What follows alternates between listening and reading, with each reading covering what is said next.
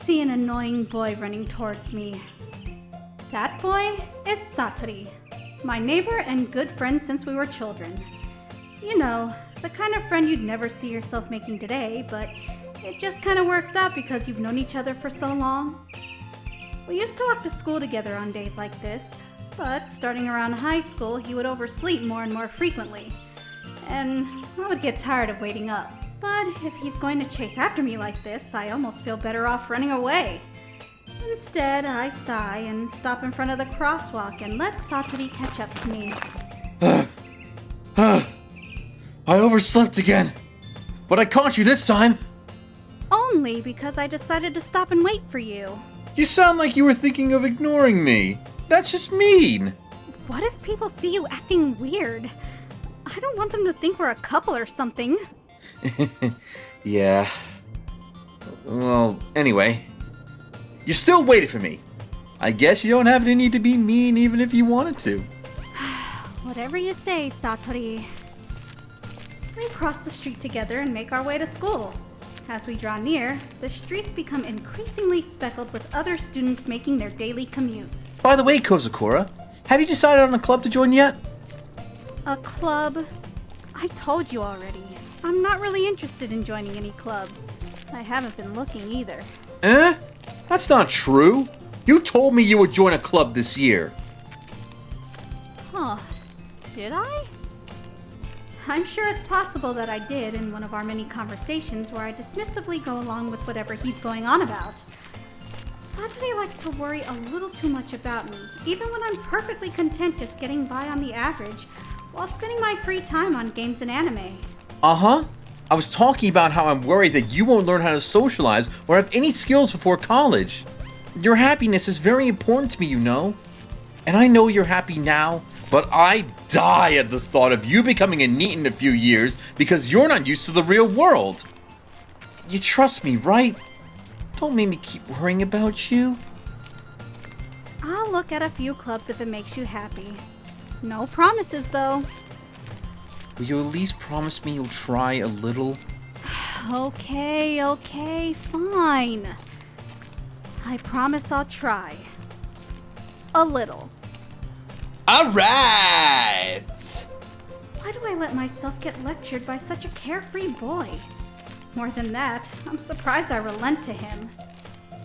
It's a little sweet seeing him worry so much about me. I guess the least I can do is humor him, even if he does exaggerate everything inside of his head.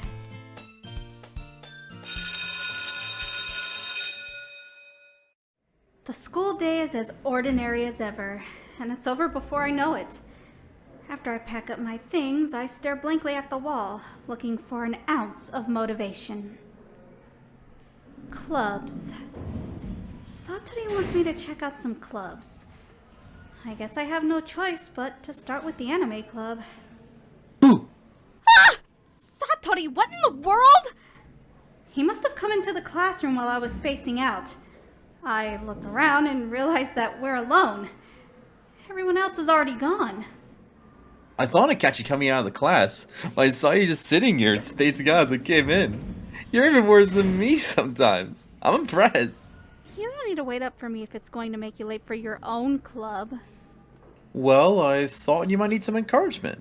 So I thought, you know... Know what? Well, that you could check out mine. Satori! Yeah? There is no way I'm going to your club. Come on, don't be like that! Satori is vice president of the literature club. Not that I was ever aware that he had any interest in literature. In fact, I'm sure he only did it because he thought it would be fun to help start a new club. Since he was the first one to show interest after the one who proposed the club, he became vice president. My interest in literature is guaranteed to be even less. Yeah, I'm going to the anime club. Come on, Kozakura, please, for me. Why do you care so much? I kind of told the club yesterday I would bring in a new member. And Naruki made cupcakes and everything. Satori! Don't make promises involving me without asking me! I can't tell if he's really this much of a space cadet, or if he's so cunning as to have planned all of this out. Fine. I'll stop by for a cupcake, okay? Yes! You're the best, Kozukura! Let's go! And that's how it happened. That's how I sold my soul for a cupcake. I dejectedly follow Satori across the school and upstairs, a section of the building I rarely visit, being generally used for third-year students. Satori, full of energy, swings open the classroom door. Everyone! The new member is here! Satori, I told you, don't call me a new member. I glance around the room. Welcome to the Literature Club. It's a pleasure meeting you. Satori always says nice things about you. Seriously? You brought a girl? Way to kill the atmosphere! Oh, hello there, stranger. What a nice surprise. Welcome to the club. That's, all words escape me in this situation. This club is full of incredibly cute boys! Why are you staring at me? What? Nothing, sorry. Naruki, come on. The boy with the attitude, whose name is apparently Naruki, is one I don't recognize. He's also the one who made cupcakes, according to Satori. He's smaller than the rest of them. Maybe a first year? You can ignore him when he gets moody. The rest of us do. Anyway, this is Naruki, always full of energy. Sometimes destructive and sometimes creative. Eric Draven over there is Yuki. He's the smartest in the club. Hey, don't say that. Yuki is the tallest. I can tell he's shy, but there's also something quietly intense about him. Very different from Satori and Naruki. It's a pleasure to meet both of you. And it sounds like you already know Monako.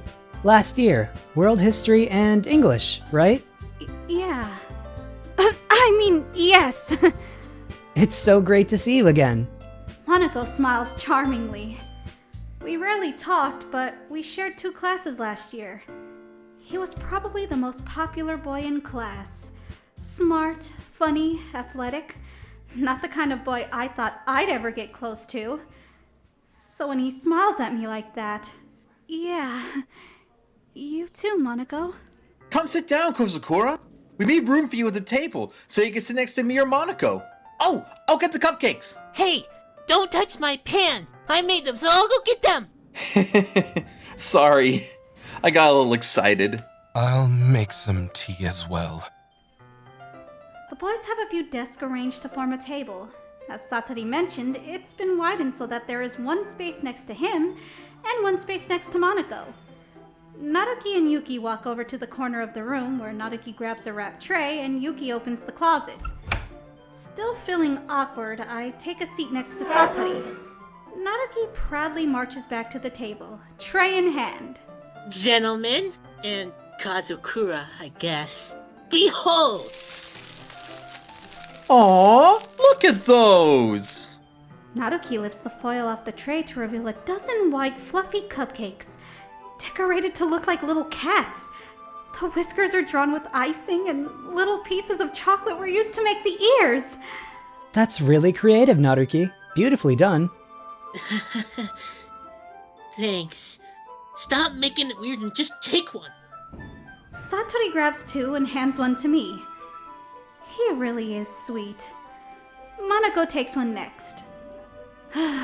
He's already managed to get icing all over his face. I turn the cupcake carefully in my hands. He's right. It is almost too cute to eat. Do I bite its little face or bite it from the side? Wouldn't that hurt it? Naruki is quiet. I can't help but notice him watching me. Is he waiting for me to take a bite? I finally do. I choose the face. The cake is sweet and moist. The icing is flavorful. Did he really make these himself? This is really good, Naruki. Thank you so much. Why Why are you thanking me? It's not like I made them for you. What? I thought you did. Satori said... Well, maybe, but not, not specifically for you. I only made them for... Okay, fine. Is he self-conscious that he's a boy and good at cooking? Is he just mean for no reason? Is it something entirely different? Whatever it is, I give up on him for now. I'm not here to force my gratitude on anyone. I look away from him just in time to see Yuki carrying a tea tray. He carefully places a steaming cup down in front of each of us, then places the pot beside the tray of cupcakes. You keep a whole tea set in this classroom? We got permission. A good book just isn't the same without a good cup of tea, don't you think? Oh, I guess so. Don't sweat it. Yuki's just trying to impress you. What? Hey, I meant it. I believe you. I'm glad. Honestly, I really don't read all that much, but I love tea. Yuki smiles faintly to himself, and my heart flutters. It flutters again when Monako smiles at me. So, why the literature club? I was afraid of this question. Something tells me the right answer is not the truth. Well, Monako, while I'm thrilled to be here with all you hotties, I was basically manipulated into coming here. Well, I was really looking for a club to join. Something that piqued my interest and had good people in it. And Satori seems really happy here. I'm so glad to hear that. We'll do our best to make you feel right at home. As president of the literature club, it's my job to make sure that everyone is comfortable and having fun. I'm surprised, Monako. Why did you decide to start your own club? You probably could have led any of the pre-existing major ones. Weren't you on the boards of, 3 different clubs last year? You know, I was. Honestly, it got to be a bit much. Everyone's got plans for what to do, how to do it. How are we going to pay for this? What's the point of doing that? Whose idea was that? That's stupid. Oh, I'm sorry. I didn't mean to call your idea stupid. I'd much rather take something I'm personally passionate about and build a space to share it with others. Monaco's the best president of the best club. Yuki nods in agreement, then smiles again. I like when he smiles. You do seem passionate. I'm surprised there aren't more people here yet. It must be hard to start a new club. A little, maybe.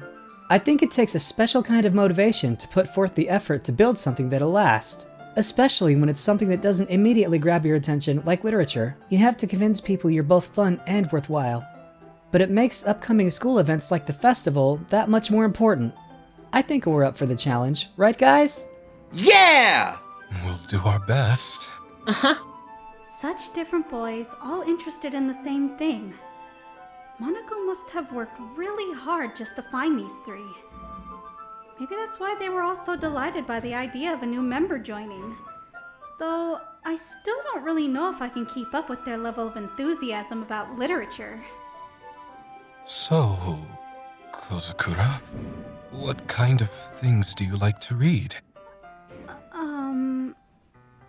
Manga? Naruki peeks over at me when he hears that. I feel like he wants to say something, but he doesn't. Oh, okay. Not much of a reader, I guess. Well, that can change. I've been planning to read more, and now I have a reason to. I see Yuki's sad smile, and my mouth runs away without the rest of me. Did I seriously just say that? What about you? What do you like to read? I have quite the affinity for horror, sci-fi, and fantasy. The level of creativity and craftsmanship that goes into each one is inspiring. And that's before we even get to the stories themselves. Think about it. Not only do these authors tell us stories set in completely different worlds, in many cases, they build the worlds from the ground up. Other writers have ways of taking the mundane and twisting it out of all recognizable shape and configuration. When that happens, I have this sense of vertigo. Where is home? Where is down? Where is anything? He goes on for quite some time. This one is passionate about his books, I can tell. He seemed so shy and reserved when I came in, but now he is smiling and his entire face is lit by it. For him, books take him places. Do things that people just don't. But I like many different things. Lately, I've been reading a lot of Clive Barker. Yes! I see something he and I have in common and grasp onto it! Oh! Undying, right? He did Undying? He did. He even had a voice acting role in it. Really? He was Ambrose. I would love to see a novelization of Undying. So much intrigue, so much death. That's surprising, Yuki. You struck me as the gentle sort. Maybe so. But if a story is well written and detailed, I'm really there. And for whatever reason, I don't want to leave. I hate horror. How come? It's just, I don't know. Never mind. That's right. You prefer to write about cute things. What? Where do you get that idea? You left some scratch paper behind last time. It looked like you were working on a poem. What? You have it? Give that back! Okay, easy. Your poems, your cupcakes, everything you do is as cute as you are. Satori slides his chair a little closer to Naruki and squeezes his shoulder. Quit it! Naruki, you write your own poems? Huh? I do. I guess. Sometimes. Why do you care? I think it's really impressive. Would you ever share them? He looks away embarrassed. Regardless what he might say, once you get past the attitude, he is adorable. You wouldn't like them. Oh, are you still getting comfortable with writing? There's something deeply intimate about writing. If you're doing it correctly, every piece of it contains a piece of you. What's on that page is a glimpse of the reds and the grays and the purples inside. Figuratively speaking, of course. First comes faith in yourself, that what's inside wants out. Then comes the complicated matter of conveying it externally in a manner consistent with its original state. Finally, the barrier of convincing yourself that there are people who will care about what you have to say. That might be the hardest. You sure sound like you know what you're talking about. Maybe you could bring your poems in and share them. That might boost Naruki a bit. Oh, I think Yuki might be a little shy too. Aww, I wanted to read everyone's poems. Satori's lament begins a few minutes of uncertain silence. Yuki fidgets with his teacup, Naruki huddles defensively in his seat, Monako thoughtfully toys with his pen. Okay, everyone. Homework assignment for tonight. This is greeted by raised eyebrows and questioning looks. Tonight, we all go home and write poems. Then tomorrow, we bring them in and share them with each other. That way, everyone's equally vulnerable and no one's at a disadvantage. It'll be like, I'll show you mine if you show me yours, but nobody gets suspended if we get caught. Okay, bad joke. But we should all get more comfortable, especially now that we have a new member. Yeah, about that. Huh? And back to square one. Well, here we go. I never said I'd join this club. Satori got me to come and take a look, but I still have other clubs to look at. There's anime club and shogi club and math club. I lose my train of thought. It should be illegal for all of them to stare at me at once like that. Naruki is indignant, Yuki is dejected, Monako is hurt and disappointed. I can't even meet Satori's eyes. I don't understand. Aren't you? I'm sorry. I thought... Well, fine. Whatever. Kozakura? Guys, come on. This isn't fair. They're all around me. I'm completely defenseless against them. How can I make a clear-headed decision like this? Never mind. I can't deny them. If writing poems and pretending to be excited about literature is the price I must pay to spend every day with these beautiful boys. Right. Okay. I've decided. I'm joining the literature club. One by one, their eyes light up. I'm soaring inside! Yes! Aw man, just when I thought this club couldn't get any better, Kozakura's a member! You really did scare me there for a moment. If you really just came for cupcakes and then left, I'd be so mad at you. Then it's official. Kosakura, as president of the Literature Club, welcome. We are delighted to have you. Thank you. Thank you all. I think that's all for today. What a great note to end on. Remember, write your poems tonight. Tomorrow, sharing is caring. Kosakura, I can't wait to see how you express yourself. Yeah. You too, Monako. Can I really impress the class star Monako with my mediocre writing skills? I hope so, but I doubt it. And that thought starts anxiety welling up inside me. Meanwhile, the boys continue chatting as Yuki and Naruki clean off the tables and put them back into their original configuration for class tomorrow. They're so thoughtful. Hey, Kozakura! Since we're already here, you wanna walk home with me? It's a nice thought.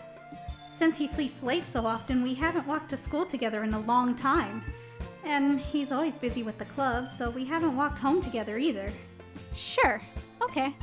We walk home in comfortable silence, Satori smiling and humming happily to himself, no doubt imagining daisies and sunbeams accompanying us on every step of our journey. For my part, my mind keeps wandering back and forth between the four boys, all so different, and all so dreamy in their own way. Satori, my sweet, if somewhat absent-minded friend from childhood. Yuki, the brooding and creative introvert. Naruki, the small but fiery fountain of adorableness. And of course, Monako. I hadn't planned to spend my afternoons after school in a literature club, but if it means a chance to get closer with one of them, well, the first step is writing a poem.